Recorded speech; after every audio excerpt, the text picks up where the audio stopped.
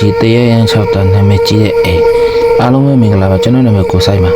COCK စာနယ်တည်ထောင်တော့တရားဖြစ်ပါတယ်ကျွန်တော် channel ထဲမှာထူးဆန်းဆန်းပြတဲ့ဗီဒီယိုတင်ဆက်ပေးတာဖြစ်ပြီးအားလုံးကိုကြည့်ရှုဖို့ဖိတ်ခေါ်ပြတယ်ဗျ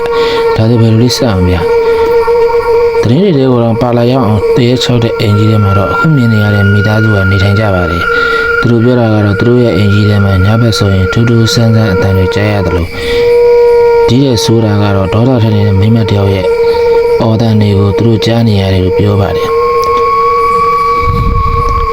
ဆိုတာကတော့သူတို့ဟာလူတွေကိုတော့ဒုက္ခပေးတိုက်ခတ်တတ်ပါသေးတဲ့သူတို့ရဲ့ကလေးမျက်နှာပေါ်မှာလက်ဝါးနဲ့ရိုက်ခံထားရသူတို့တွေရှိနေပါတယ်သူတို့တွေကလည်းမနှက်အိယာနိုးရင်လေဘိညက်ခံထားရသူတို့နာကျင်နေပြီးတော့ခန္ဓာကိုယ်ကလည်းအပေါ်ကတက်ပြီးခံထားရသူတို့ဖြစ်ပြီးဒီကုလုံးကြိုက်ခဲနေပါတယ်သူတို့ရဲ့အိမ်မှာနှဆိုးဒါမှမဟုတ်နာနာဘွားကြီးဖြစ်နေမလားဖြေသွားပြပါအောင်ဗျတညမှာတော့သူတို့ CCTV ကရိုက်ကူးမိခဲ့တဲ့ဗီဒီယိုလေးဖြစ်ပါတယ်CCTV တွေကရိုက်ကူးထားတဲ့ဗီဒီယိုကိုကြည့်ရတယ်လို့ဆိုသူတို့အိမ်မှာမကျုံးလို့တဲ့နာနာဘွားကြီးဖြစ်နေမလားဒါမှမဟုတ်နှဆိုးတွေလားကျွန်တော်ရဲ့ဗီဒီယိုလေးဒီမှာပဲဆုံးသက်ခွင့်ပြုပါဗျအဆုံးထိကြည့်ပေးတဲ့အားလုံးကျေးဇူးတင်ပါတယ်